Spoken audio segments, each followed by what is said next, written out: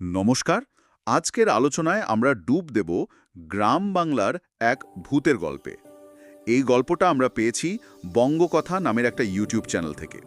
কিন্তু ভূতের গল্প তো আমরা অনেক শুনি, এই গল্পটা আলাদা কোথায়? এইখানেই আজকের আলোচনার মজাটা।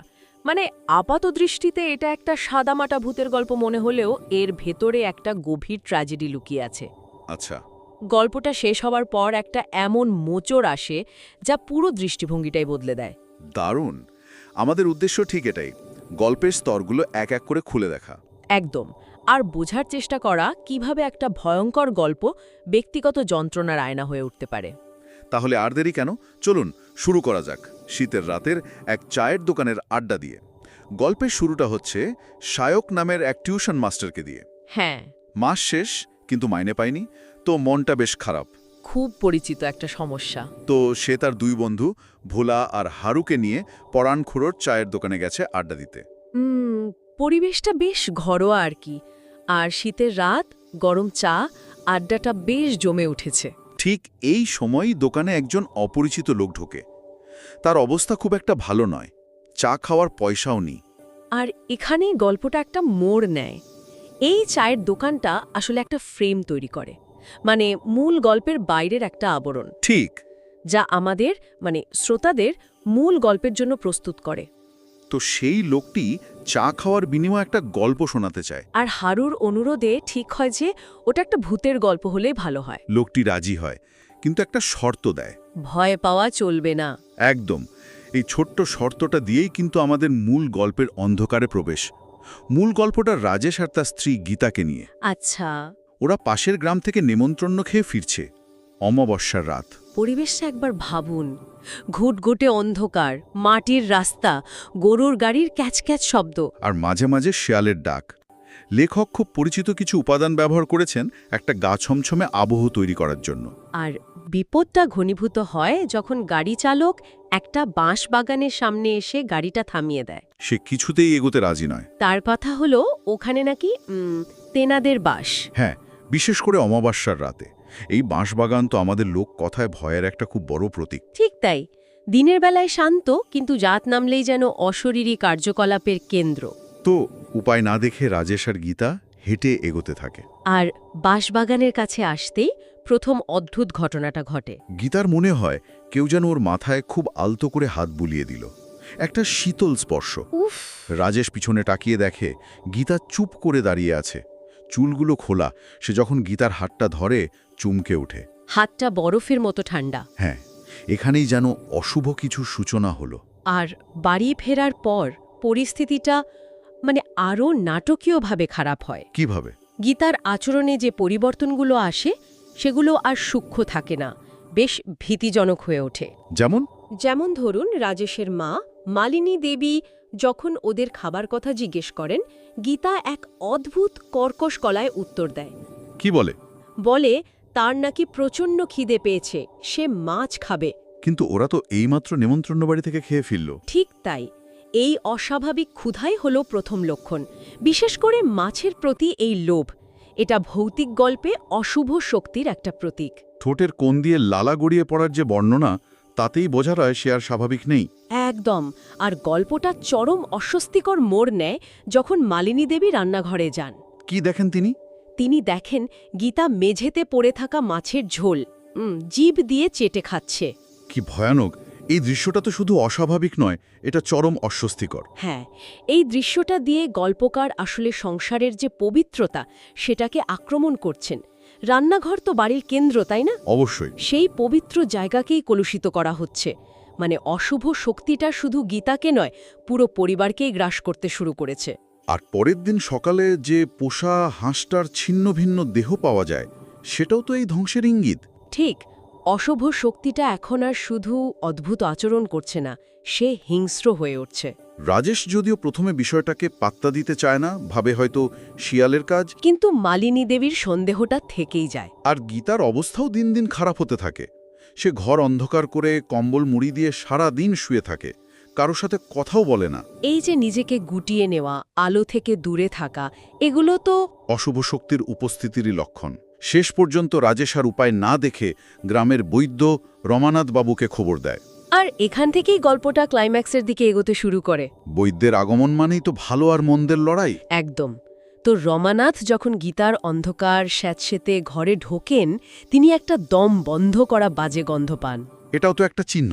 হ্যাঁ, এরপর তিনি যখন গীতার মুখের ওপর থেকে কম্বলটা সরান, তখন যে দৃশ্যটা বেরিয়ে আসে সেটা মানে পিওর হরর। সেই বর্ণনাটা সত্যি ভয়ঙ্কর। গীতার চোখে মনি নেই, ধবধবে সাদা, মুখ দিয়ে রক্ত গড়াচ্ছে, আর সে এক নারকীয় হাসি হাসছে।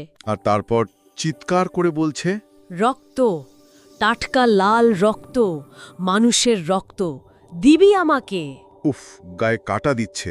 কম্বলের নিচ থেকে তো আধ খাওয়া হাঁসটার দেহও বেরিয়ে আছে। হ্যাঁ, তখন আর কোনো সন্দেহই থাকে না। কিন্তু আমার একটা প্রশ্ন আছে, রমানাথ তো একজন অভিজ্ঞ বৈদ্য, তিনি এত সহজে কিভাবে পরাস্ত হলেন? খুব ভালো পয়েন্ট। দেখুন, বৈদ্যের এই অসহায় আত্মসমর্পণটা আসলে দুটো কাজ করে। কি কি? প্রথমত, এটা বুঝিয়ে দেয় যে এই অশুভ শক্তিটা সাধারণ নয়, এর ক্ষমতা অনেক বেশি। আর দ্বিতীয়ত, এটা গল্পের নায়ক রাজেশকে সম্পূর্ণ একা করে দেয়। আচ্ছা, মানে রক্ষাকর্তাকে সরিয়ে দিয়ে নায়ককে চূড়ান্ত সিদ্ধান্তের দিকে ঠেলে দেওয়া হচ্ছে। একদম। আর এরপর তো শুধুই নৃশংসতা। আত্মাটা প্রথমে বৈদ্য রমানাথকে ছিঁড়ে খুঁড়ে হত্যা করে। রাজেশের বাবা প্রবীরবাবু আর মা মালিনী দেবী ভয়ে জমে যান। প্রবীরবাবু কোনো মতে স্ত্রীকে একটা ঘরে বন্ধ করে ওঝা ডাকতে ছুটেন, কিন্তু হত্যার বর্ণনা দেওয়া হয়েছে, মানে ধারালো নখ দিয়ে হাঁটুর মাংস ছিঁড়ে ফেলা, খুব শারীরিক একটা ভয়। হ্যাঁ, এই পর্যায়ে গল্পটা আর শুধু মনস্তাত্ত্বিক ভয়ের মধ্যে থাকে না, এটা একটা ভিসেরাল হররের রূপ নেয়। আর ঠিক এই চরম বিশৃঙ্খলার মুহূর্তে রাজেশ বাড়ি ফেরে। ভাবুন একবার ওর মানসিক অবস্থাটা। সে উঠোনে তার বাবার ছিন্ন ভিন্ন দেহটা দেখতে পায়, আর ঘরের ভেতর থেকে ভেসে আসে তার মায়ের আর্তনাদ। কি ভয়ঙ্কর! ঘরের ভেতরে ঢুকে সে যে দৃশ্যটা দেখে তা বোধহয় যে কোনো সন্তানের জন্য দুঃস্বপ্নের থেকেও খারাপ। তার নিজের স্ত্রী তার মাকে হত্যা করছে। রাজেশ প্রতিরোধ করার চেষ্টা করে, কিন্তু পেরে ওঠে না। কিন্তু যখন সে প্রায় মৃত্যুর মুখোমুখি, তখন তার মাথায় একটা বুদ্ধি খেলে যায়। সে খাটের তলা থেকে কেরোসিনের টিনটা বের করে আনে। কিন্তু নিজের ভালোবাসার মানুষের গায়ে কেরোসিন ঢেলে দেওয়া, এটা কি সহজ? বিলকুলই না। আর এখানেই তো গল্পের ট্র্যাজেডিটা। রাজেশ তখন আর তার স্ত্রীকে দেখছে না, সে একটা দানবকে দেখছে। হ্যাঁ, যে তার পুরো পরিবারকে শেষ করে দিয়েছে। তার এই কাজটা আত্মরক্ষা আর প্রতিশোধের এক ভয়ঙ্কর মিশ্রণ। জ্বলন্ত হ্যারিকেনটা ছুড়ে দিয়ে সে যখন গীতার শরীরে আগুন লাগিয়ে দেয়, তখন সে শুধু অশুভ শক্তিকে নয়, নিজের ভালোবাসার স্মৃতিকেও পুড়িয়ে দেয়। একই সাথে মুক্তি এবং চরম যন্ত্রণার এক মুহূর্ত। চায়ের দোকানে গল্পটা এখানেই শেষ হয়। আগুন লাগার পর গীতারূপী আত্মাটার আর্তনাদ আর রাজেশের মুক্তি। শায়ক, ভোলা আর হারুতো গল্প শুনে মুগ্ধ, আতঙ্কিত। তারা লোকটাকে ধন্যবাদ দিয়ে চায়ের দাম মিটিয়ে বাড়ির পথে হাঁটা দেয়। এখানেই যদি গল্পটা শেষ হয়ে যেত, তাহলে এটা একটা বেশ ভালো ভয়ঙ্কর ভূতের গল্প হিসেবেই থেকে যেত। কিন্তু আসল চমকটা তো বাকি ছিল। হ্যাঁ, গল্পকার এখানে একটা মাস্টার স্ট্রোক দেন। গল্প বলা শেষ হলে সেই অপরিচিত লোকটি নিজের ভাঙাচোরা বাড়িতে ফেরে। ঘরের ভেতরে টেবিলের ওপর রাখা 3টে ছবির দিকে সে একদৃষ্টে তাকিয়ে থাকে। ছবিগুলো আর কারো নয়। 10 বছর আগে ঠিক আজকের এই অমাবস্যার রাতেই আগুনে পুড়ে মারা যাওয়া তার বাবা প্রবীরবাবু, মা মালিনী দেবী আর তার স্ত্রী গীতার। তার মানে গল্পকথকই আসলে সেই গল্পের নায়ক, রাজেশ? ঠিক তাই। এই শেষটা, মানে এই টুইস্টটা, গল্পটাকে দেখার দৃষ্টিভঙ্গিটাই সম্পূর্ণ বদলে দেয়। যাকে বলে একটা পার্সপেক্টিভ শিফট। একদম। এতক্ষণ যা ছিল নিছকই একটা ভূতের গল্প, মুহূর্তের মধ্যে তা এক গভীর ব্যক্তিগত ট্র্যাজেডিতে পরিণত হয়। শ্রোতারা তখন আর শুধু ভয় পায় না, রাজেশের জন্য একটা তীব্র কষ্ট অনুভব করে। আমরা বুঝতে পারি রাজেশ কোনো সাধারণ গল্পকার নয়। সে একজন মানুষ যে তার জীবনের সবচেয়ে বড় ট্র্যাজেডিকে বছরের পর বছর ধরে একটা ভূতের গল্পের মোড়কে বলে বেড়াচ্ছে। কিন্তু কেন? এটা কি তার যন্ত্রণা ভুলার চেষ্টা, নাকি সেই ভয়ঙ্কর স্মৃতিকে অন্য রূপে বাঁচিয়ে রাখার একটা উপায়? আমার মনে হয় দুটোই হতে পারে। মনোবিজ্ঞানের ভাষায় একে এক ধরনের কোপিং মেকানিজম বলা যেতে পারে। ঘটনাটা এতটাই আঘাতমূলক বা ট্রমাটিক যে সে হয়তো স্বাভাবিকভাবে এর মুখোমুখি হতে পারে না। ঠিক তাই সে নিজেকে গল্প থেকে বিচ্ছিন্ন করে ফেলে, ঘটনাটাকে একটা তৃতীয় ব্যক্তির গল্প হিসাবে বলে। এতে সে স্মৃতিটাকেও বাঁচিয়ে রাখে, আবার ঘটনার ভয়াবহতা থেকে নিজেকে কিছুটা দূরেও রাখতে পারে। সে একই সাথে গল্পের নায়ক এবং দর্শক। এটা ভাবলে তো আরও কষ্ট হয়। তার মানে প্রতিবার গল্প বলার সাথে সাথে সে আসলে নিজের সেই ভয়ঙ্কর রাতটাকে নতুন করে যাপন করে। চায়ের দোকানের ওই সাধারণ শ্রোতারা যা শুধু একটা গল্প হিসেবে শোনে, সেটা আসলে রাজেশের জীবনের একমাত্র বাস্তব। আর এখানেই গল্পটা একটা সাধারণ ভূতের গল্প থেকে একটা মহৎ ট্র্যাজেডির পর্যায়ে চলে যায়। ভূতের ভয়টা তখন গৌণ হয়ে যায়। প্রধান হয়ে ওঠে একজন মানুষের একাকিত্ব, তার বয়ে বেড়ানো যন্ত্রণা আর স্মৃতির ভার। গল্পটা আমাদের ভাবতে বাধ্য করে যে ভয় আসলে কি, বাইরের কোনো অশুভ শক্তি নাকি আমাদের ভেতরে জমে থাকা ক্ষত, যা হয়তো কোনোদিন শুকায় না। সত্যি ভাবনার বিষয়। একটি সাধারণ ভূতের গল্প যখন ব্যক্তিগত ট্র্যাজেডির সাথে এভাবে মিলেমিশে একাকার হয়ে যায়, তখন তার অভিঘাত অনেক গভীর হয়।